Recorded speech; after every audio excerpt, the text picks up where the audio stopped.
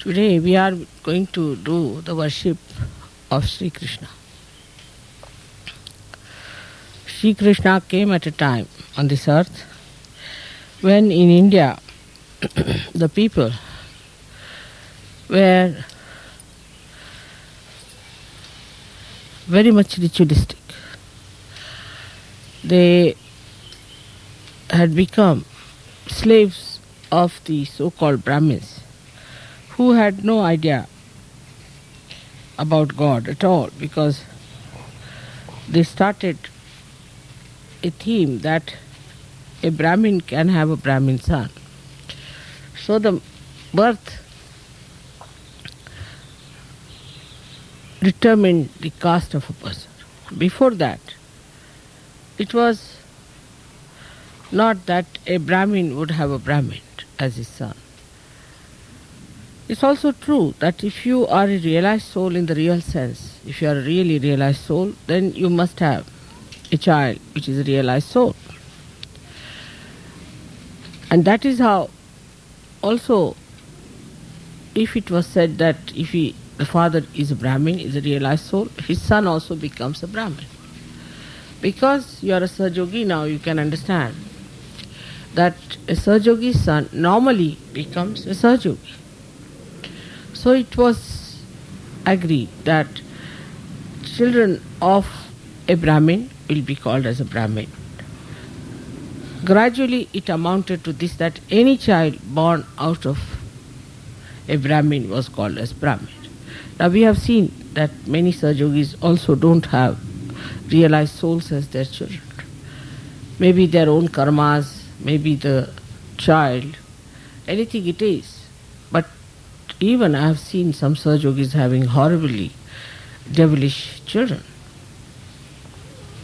So it shows that it is not through your birth you can claim that you are a Brahmin or the one who has known the Brahma. Brahma is the all-pervading power. So you have to be a Brahmin by your karma, by what you do. That is how we have got Valmiki, who was just a fisherman. He wrote Ramayana, he was a great Brahmin. Then we have got Vyasa, who wrote Gita. He was an illegitimate son of a fisherwoman, and he wrote Gita. So this idea was flouted by Sri Krishna's incarnation. He wanted to flout this idea that Brahmins are the ones who can only worship God. So, to put another extreme to what Rama had created, to bring people into the center, because through Rama they went to another rigid form, a rigidity of ritualism, and too much of fundamentalism. So to put an end to that, he wanted to bring the society to another extreme. Of course, Sri Rama himself incarnated as Sri Krishna. So he started a new theme which was absolutely eventual. It was just absolutely evolutionary that such a new theme should come up. And this new theme was that the whole thing is nothing but a Leela. It's just a play. It's a Leela. So not to be taken that seriously, not to be so rigid, not to be fundamental, not to be so particular about something. So the whole thing is a Leela. And on this theme, he worked out everything to establish that it is a play. And that is what you see in America, very common, that for people it has become a joke. Life has become a joke. And they think that life is not to be taken seriously. There is more fun in doing all kinds of things than in getting into any kind of inhibitions, as they call it, or maybe some sort of forms or patterns. But it is a myth with Americans now. Because for that you have to have Sri Krishna. You have to have realization. Like if you are standing in the water, the waves of the water are there, absolutely real for you. And you, if you think it's an illusion, will be completely finished. The illusion will prove that it's not an illusion by asserting itself. But if you are in the boat, then the water that is around is an illusion. So is the state at which you are. If you are in the state of self-realized mind, then everything is an illusion. But otherwise, it is not. It is a reality. So what they forgot this point, that you are not in that state to call it an illusion. So to call everything is an illusion is just to delude yourself, thinking that it's an illusion and doesn't matter what's wrong, so what? It's quite symbolic that in Sri Krishna's place this thing should be so commonly accepted, that everything is an illusion. So who is wrong? Who is bad? Nothing is wrong. There's nothing like evil, nothing like good. And some people go to that limit to say that there's nothing like a bhoot, nothing like a rakshasa, nothing like an evil force. Now for Sri Krishna, how did he look at things was this way, that for him even to kill a rakshasa was a play. To destroy a rakshasa was also a play. In that play, he was to be destroyed. So, he discriminated in a way that what play is to be destroyed, what not to be destroyed. The play of the evil he destroyed by his own play. So to say there was nothing evil is also wrong. Like even if you think everything is a play, what happens that your attitude towards it is like a spectator. You see the whole thing as a spectator. Like in a drama, you sit down and you watch everything as a spectator. But you know what is depicting tragedy and what is depicting comedy. You are not inert to that, then you are good for nothing. That doesn't mean that you become inert to that. You have a sense of discretion to know what is a comedy and what is a tragedy. But if you are an actor, then to you it is not a comedy or a tragedy, it is a work for you. If you are acting, then you are acting and you are an actor, you are involved in it. So it is not, for you do not know the distinction between the tragedy and the comedy. For you, you are just an actor as long as you are paid well. If you do your job well, then it's a comedy, otherwise it's a tragedy. So there are two types of awareness. Now of one of a spectator, another of the one who is in it. So one has to understand in that light that when Krishna said the whole thing is a play, he was meaning for him, not for others. For him it is a play, and that's why when they talk to you about the play and the illusion, you must tell him, then why did he kill Kamsa? Why did he kill Jarasandha? Why did he kill all the people who were following Kamsa? So to him it was a play, everything was a play, and he did it in his own attitude of a play. So the first thing, if you are awakened by Sri Krishna's powers, then the first thing that should happen to you is wisdom. Now the wisdom is something you cannot describe. You cannot say what is wisdom. It's very difficult to describe it or to delimit it. Wisdom is a temperament, is a quality of a personality, which comes to you by balancing yourself, by trial and error method. All traditional countries innately have much more wisdom than people who are not traditional. But Krishna broke all the traditions. That's why you people are here without much tradition. He broke all the traditions. But he was Sri Krishna, so he did not need any tradition at all. But for you, you have to understand from the people who have tradition what is wisdom. So we do trial and error. We make mistakes, from that we learn. But when the ego is so strong, in a country like America, when we do wrong, we do not want to accept it was wrong. It was against our assent. It was against our uh, higher goals. We get satisfied with the lower goals. Like I've seen people who do some funny things in surgery. They don't realize that this is absolutely against them. Whatever they are doing is against them. They should not do this. This was wrong to do it. On the contrary, they catch on the left Vishuddhi. That is another catch they have on the Vishuddhi chakra. So, because you are indiscreet, you do wrong things. To develop discretion, outcome of all this is discretion. You make mistakes. When you make mistakes, instead of developing the discretion about it, that this was a mistake, next time we should not do it, facing up to it, what we do is to feel guilty about it. So you escape it, spoiling the other chakra also. That is how people get a problem on the left Vishuddhi. And left Vishuddhi is that you feel guilty. It's very good to feel guilty than to do anything about it. Well, that's the best way to escape it. Actually, we have seen that mostly left Vishuddhi comes from ego.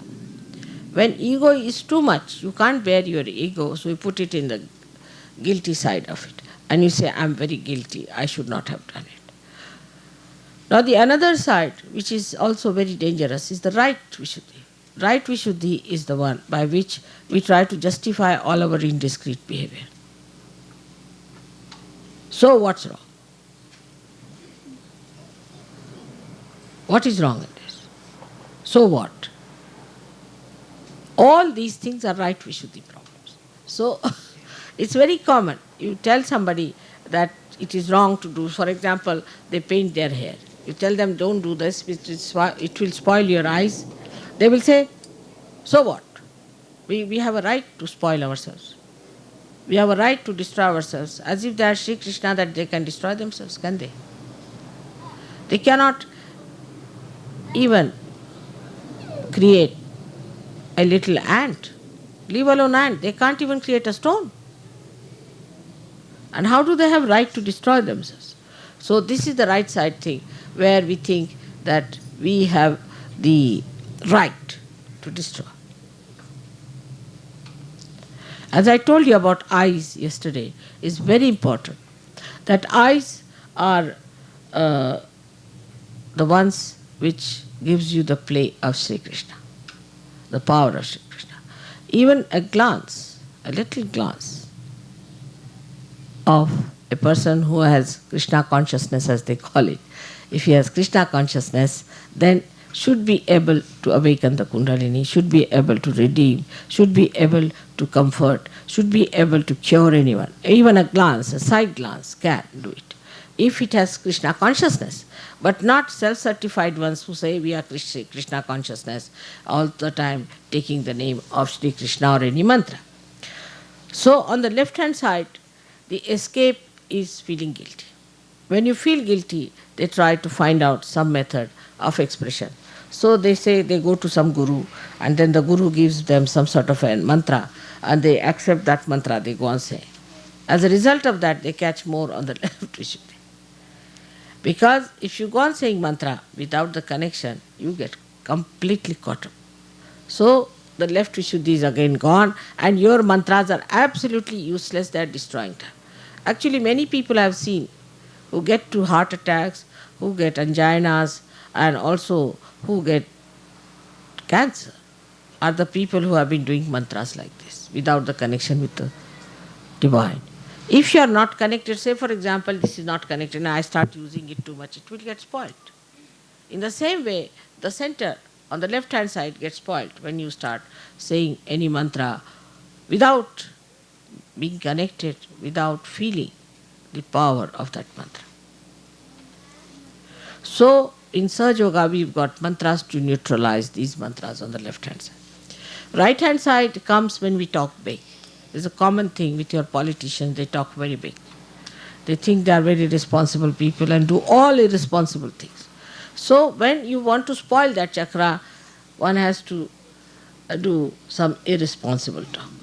So like that we can say, I will do this for you, I will do that, I like it, I can find this, I can manage this, finished. When you start saying in the ego form that I have to do this, I will do this, then our ego shows up. But on the contrary, if you say, I have to do for you, Father, I have to do for you, Mother, it's your work I'm doing, then the whole thing disappears and you get that beautiful thing called surrender, which is Islam. Islam is nothing but surrender. So you surrender yourself by saying, this is your work, Father. I am working for you. I am your instrument. I am your flute. So you play the melody of God. But for that also the central point of discretion has to be used. Every time you go back to discretion. Like some people do all kinds of wrong things and they say, Mother, we did it for you. How can it be? Like somebody wants to drink. He say, I got drunk because, Mother, I wanted to help you. Or Hitler can say that I killed so many people because I wanted to remove all the Jews who killed Christ. So this right Vishuddhi gives you a kind of a mind which tries to justify everything and tries to explain everything. Every action can be explained. Why did you murder? Because this. Why did you do that? Because of this. Once you start justifying your wrong deeds, right Vishuddhi goes up to your brain. And then whatever you do has a justification. Like if I say that the Americans came to this country, they actually robbed other people of their land and now very nicely settled down. Now, when I say that, immediately most of them will go to the left Vishuddhi. Oh, we are very guilty, we did this, we did that. But a real Sahajogi won't do that. A real Sahajogi, what he will do? He said, all right, this is done by my forefathers, I did not do it. But I can try to rectify. I'll try to be beyond racialism. I'll look after these people who have been robbed. I'll try to give them whatever is possible. This is the way you face, and not just to say, oh, I'm so guilty that my forefathers did this and all that. But what are you doing about it? Like I went to Switzerland and I said, don't feel guilty. So one lady said that I'm feeling guilty for Vietnam. I said, what did you do there? Why are you feeling guilty for Vietnam of all the things at least you did not go to fight there? Why did you feel guilty about it? So she says, I'm feeling just guilty because I think we have done a wrong thing. I said, but how do you call yourself we? So this is also another point which comes out of indiscretion, that we suddenly become a personality which is a part and parcel of the whole. So we think that, oh, we in Americans are of the world. All right, how? The day you become the world, most of the problems will be solved. They are the greatest headaches, like Russians are. Both are headaches to the whole world. If they become the whole world, there is no problem. There is no problem, because then they become the love. But just assuming a situation where we think, we are, we. Who are the we? Husband and wife can't live together. Children and father cannot live together. Mother cannot live with the children. What are we? Where are we? Such fragmentations. They'll fight over small things like a penknife or something. Which penknife to be bought? For that they will fight. How are they we? There is no union, there is no concord. Just the opposite of all that is the Vishuddhi Chakra. So, from the very beginning, if you see that a person who is a realized soul should see everything as a play.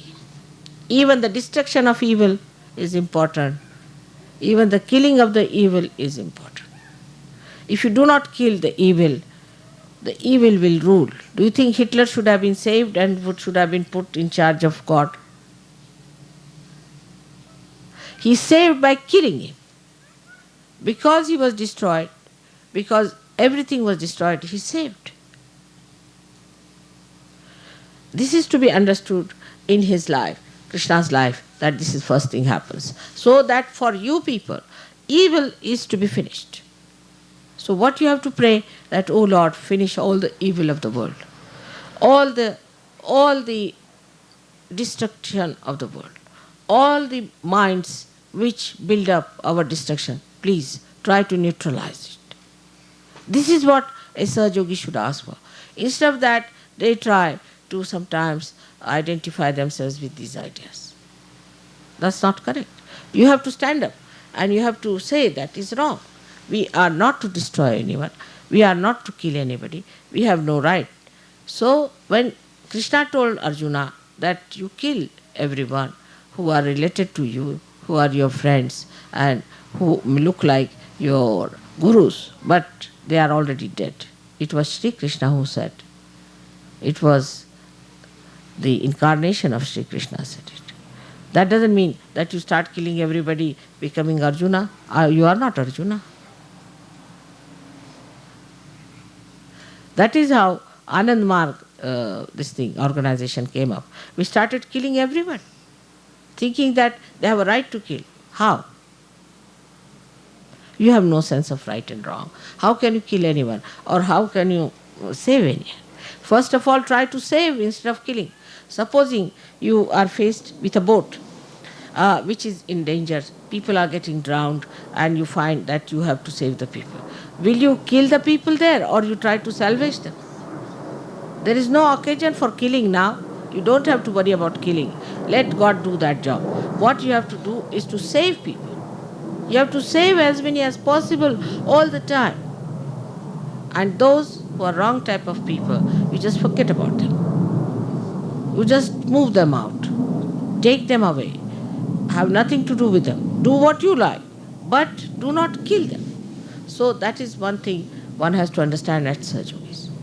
That you are not here to kill anyone, to destroy anyone, to trouble anyone, or to do something that is not proper. Even there is no need to say harsh words.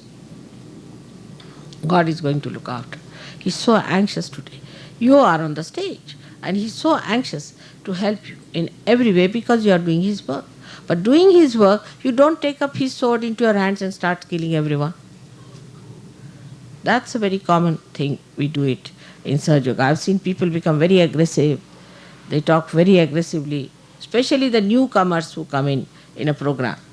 Instead of being kind, nice, compassionate, good to them, immediately they say, you are a bhoot. Very common. You won't find me doing that anytime, do I? Then you start aggressing each other also, which is against the principle of Vishuddhi. You are not to aggress. You see, because whole thing becomes discretion. What is discretion is diplomacy. The divine diplomacy is expressed through your discretion. If you have a sense of discretion, now you know this man is dangerous. He is troubling you. Now, if you have a proper sense, you will remove that person in such a way from amidst yourself that there won't be any more discretion or destruction. But on the contrary, what you do is to challenge that person. And a big fight starts. And Sahaja Yogis then fight, I tell you, sometimes I don't know what to say about their fights.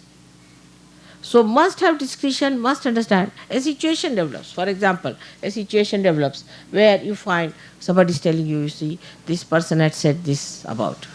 Then the same person goes and tells another person, that person has said this about you. Then you start quarreling. Instead of finding out the basic reason, instead of finding out why this is happening, why such a situation has come within ourselves. We were friends, what has happened?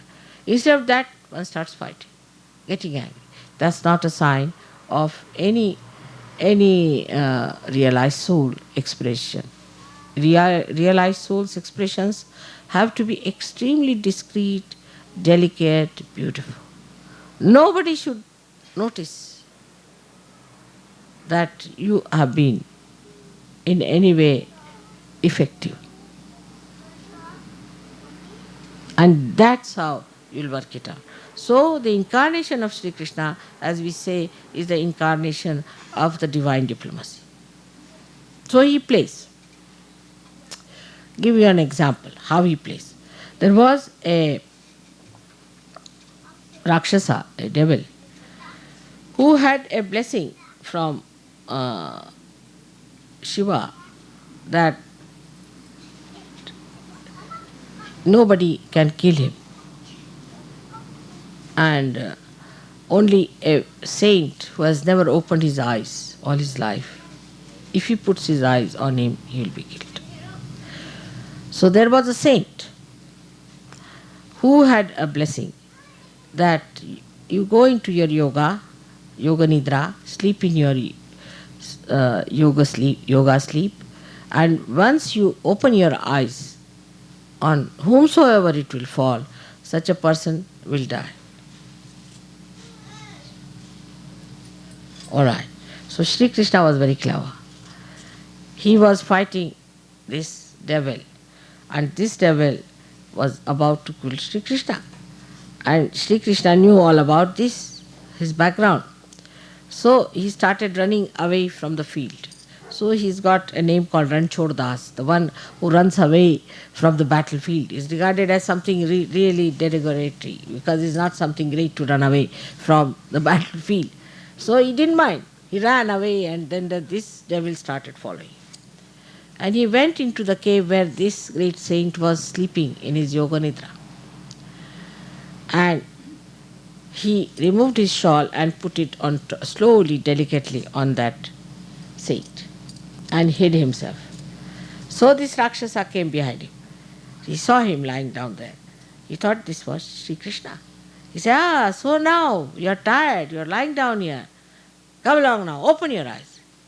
And as soon as he pulled the shawl with little strength, see, this fellow got up and his eyes looked at him, and he just was burnt. And he did not mind getting the bad name of Ranchor Das. That is the sign of diplomacy. So the whole discretion of his is playing throughout his life, the whole discretion, what he should do, what is right, what is wrong, is he doesn't have this problem.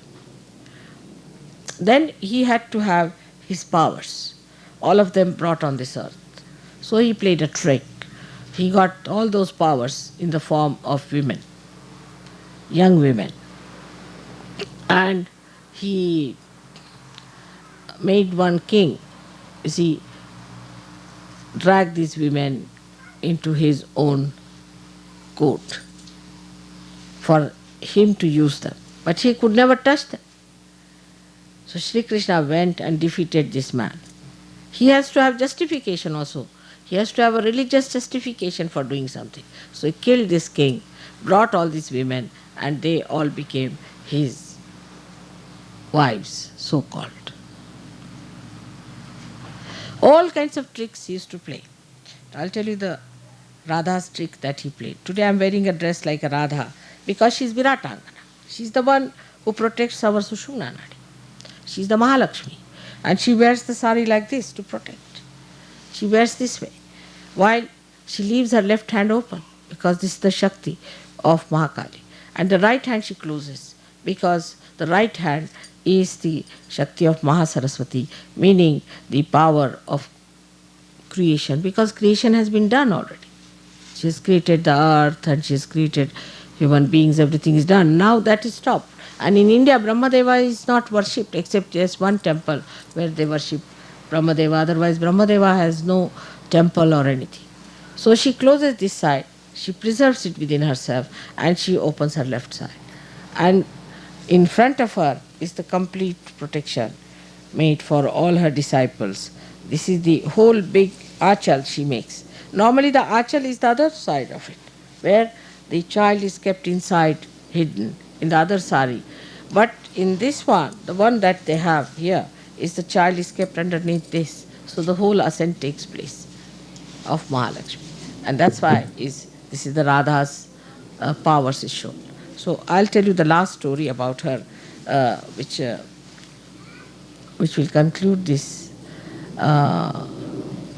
talk about Radha and Sri Krishna. That one day, one of the wives of Sri Krishna was befooled by Narada. And Narada said, see, Krishna doesn't love you, he only loves Radha. He's just telling you stories that he loves you, that you are his wives, but he's not. He is only attached to Radha. So the rumor, you see, went into the women. All of them started feeling that, oh, really, it is so. So they went and told Sri Krishna that you don't love us, you just love Radha. He said, who told you? He said, Narada. No, no, who told you this? He said, Narada. They said, Narada is just telling you lies. He is just trying to make some quarrel between you and me. So don't listen to him. They said, no, no, it's true. We can prove it. He said, all right. I don't know that, but just now got terrible pain in the stomach. Terrible pain. I can't get over it. So they got all worried. They said, what's the matter? What sort of a pain it is? What can we do to overcome this pain? He said, there's a very simple thing that you'll have to give me the dust of your feet to drink. If you can take out the dust of your feet and give me to drink, then I'll be saved. So these ladies used their brains. They said that already he doesn't love us. And then if we give him the dust of our feet, we'll be committing sins. And then it is going to be much worse. So what's the use of playing into his hands? He's very diplomatic. It's better to forget about it. He said, no, no, no, we don't want to do such a sinful thing. It's to give you the dust of our feet. It's not non-protocolish. We have nothing to do like that. You don't teach us all bad things. See, so they stopped it. So Narada came, he said, now what to do, how to get rid of your pain in the stomach? He said, there's only way out, you go to Radha and tell her that I've got a pain in the stomach and this is the medicine. So he went to Radhaji and he said to her that, you see, Shri Krishna is very sick, he has got pain in the stomach, and what you have to do is to give the dust of your feet. She said, yes, why not? Take it. For that pain, of course, why not? So he said, aren't you worried about your punyas? Aren't you worried that you are committing sin? He said, you don't know this Shri Krishna. He has no sense of sin at all. He makes me do sin morning till evening. What am I to worry about sins? I am not going to worry about that. You better take this for him. This is his worry.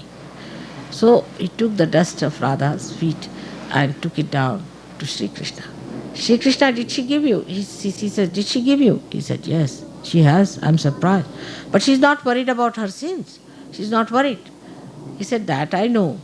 So he said, but how do you explain? He said, you will understand just now. He took the dust of Radha's feet. You see, Radha's feet were dusted or were full of dust of Vrindavan. And Vrindavan has got yellow kind of clay. You see, the soil is yellowish and the whole yellow thing was on her feet, which he removed and took it.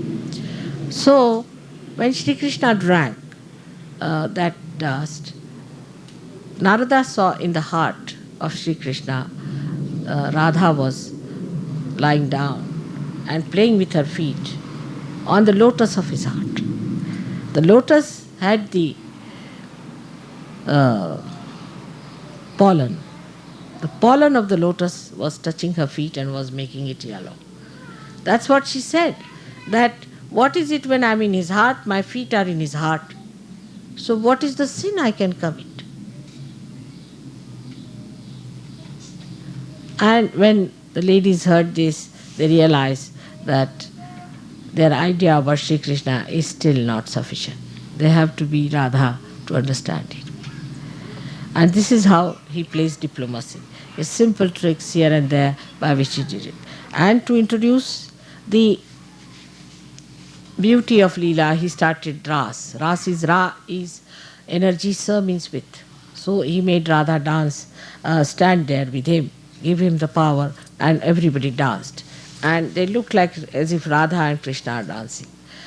And this is what he started. And then to make it, culminate it, he made a festival of Holi, in which he said, abandon everything. For a minute you abandon everything.